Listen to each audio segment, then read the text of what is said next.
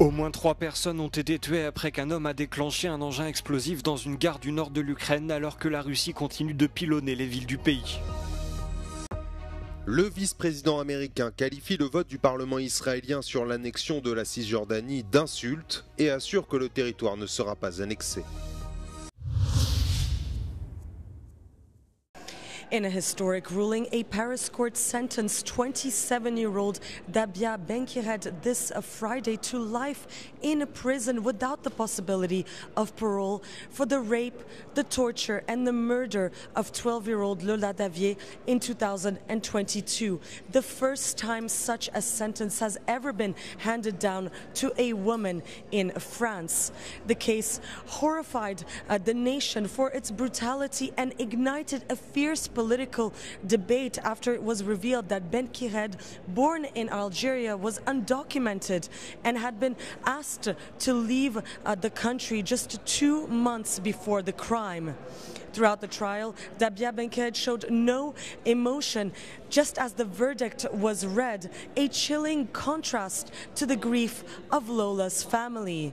Lola's mother and brother broke down in tears while the memory of Lola's father, who died last year after relapsing back into alcoholism, lingered over the courtroom.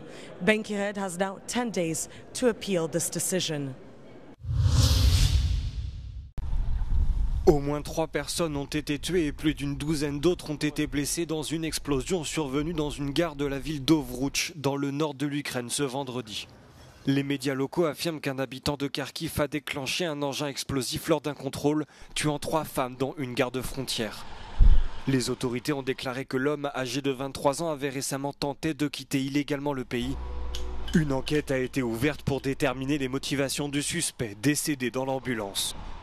Plus à l'est, au moins 8 personnes ont été blessées à Kharkiv après que les forces russes ont effectué un raid aérien sur la ville ce vendredi.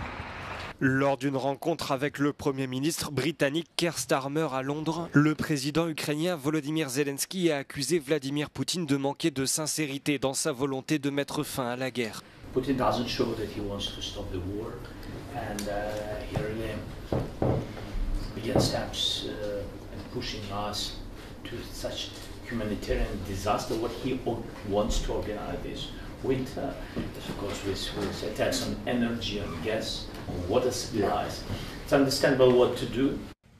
3 autres Ukrainiens ont été tués ce vendredi lors d'attaques russes distinctes dans la région de Kherson au sud. Près d'une douzaine de personnes, dont des enfants, ont également été blessées lors de ces frappes qui visaient des bâtiments résidentiels. Les autorités de Soumy dans le nord-est ont aussi fait état de frappes dans la nuit.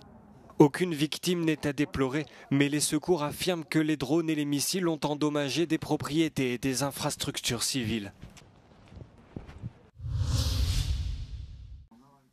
Dans une interview accordée à Euronews, la commissaire européenne Nadja Labib a défendu les réticences belges au déblocage des avoirs russes gelés pour soutenir l'Ukraine. Lors du sommet des dirigeants européens de jeudi, la Belgique a été accusée de faire échouer un projet de prêt de 140 milliards d'euros à l'Ukraine.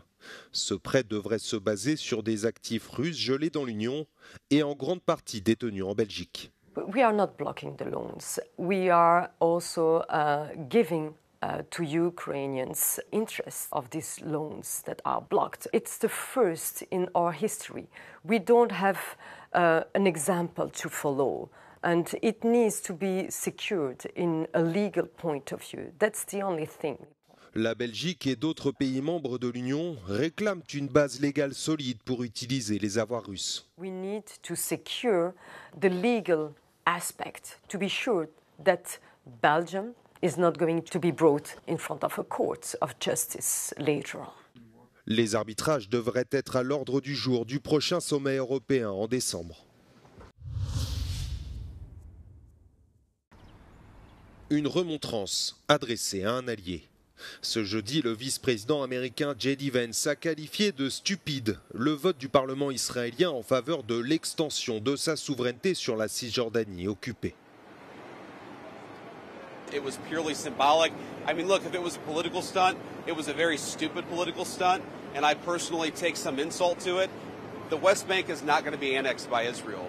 The policy of the Trump administration is that the West Bank will not be annexed by Israel. That will continue to be our policy. And if people want to take symbolic votes, they can do that. But we certainly weren't happy about it. Le texte a été proposé par le parti d'opposition Noam, situé à l'extrême droite, et adopté mercredi à une très courte majorité.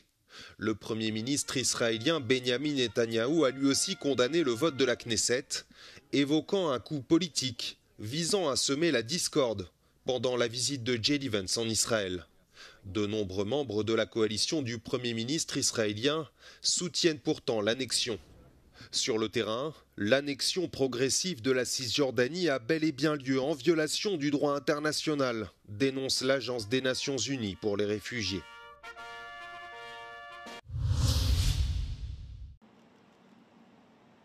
Donald Trump hausse le ton contre le Canada. Le président américain a décidé ce jeudi dans la soirée de rompre immédiatement les négociations commerciales avec Ottawa.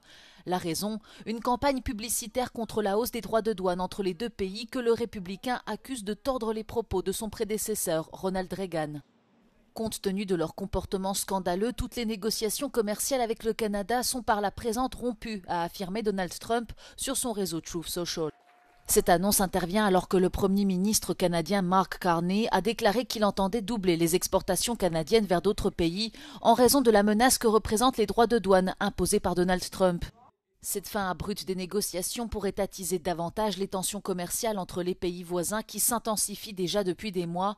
Mark Carney a rencontré Donald Trump au début du mois pour tenter d'apaiser les tensions commerciales, alors que les deux pays et le Mexique se préparent à une révision de l'accord États-Unis-Mexique-Canada.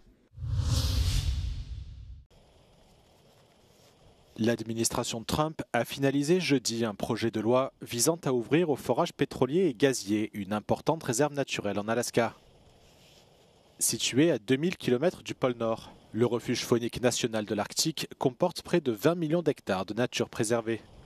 Il s'agit de la plus grande zone protégée de tout le territoire américain. Le nouveau projet de loi prévoit au moins 4 ventes de baux dans la plaine côtière de la réserve sur une période de 10 ans. Une décision qui divise les communautés indigènes locales. Les dirigeants de Katstovik, une communauté inupiat située dans la réserve, considèrent qu'une exploitation pétrolière responsable est essentielle au bien-être économique de leur région. Les chefs des communautés indigènes Gwich'in s'opposent en revanche à toute exploitation dans cette zone qu'ils considèrent comme sacrée et qui est indispensable à un troupeau de caribous dont ils dépendent.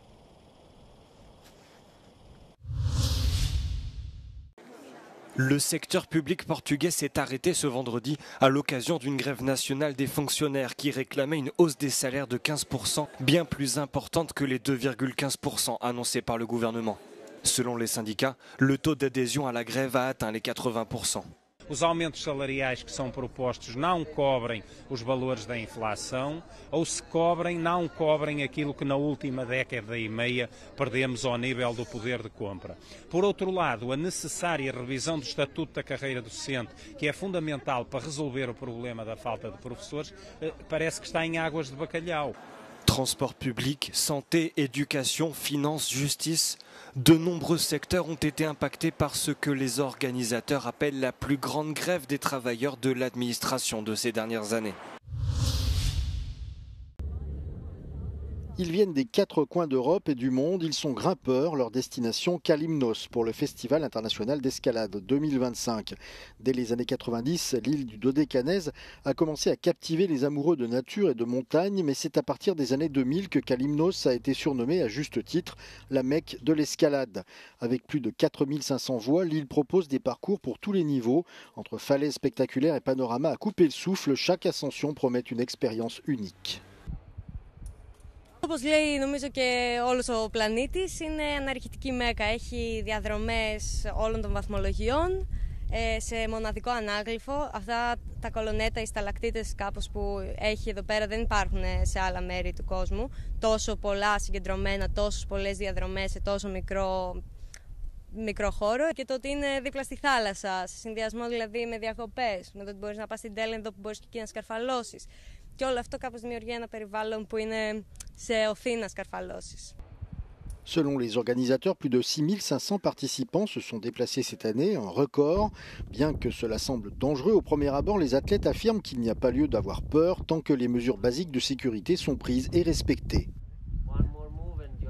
I think I really like the connection to the nature and also like the fact you are outdoor. You are with your partner, your belly partner or your groups, and it's just you, your groups and the rocks. And you're pushing yourself out of your comfort zone. And when you're well prepared and well trained, I think it's super safe. And you will not put yourself in danger if you do things correctly. Le festival permet l'aventure mais propose aussi l'apprentissage de nouvelles techniques. De nombreux participants ont choisi d'assister à un séminaire visant à donner de nouvelles connaissances et de nouveaux outils à ceux qui souhaitent conquérir les sommets.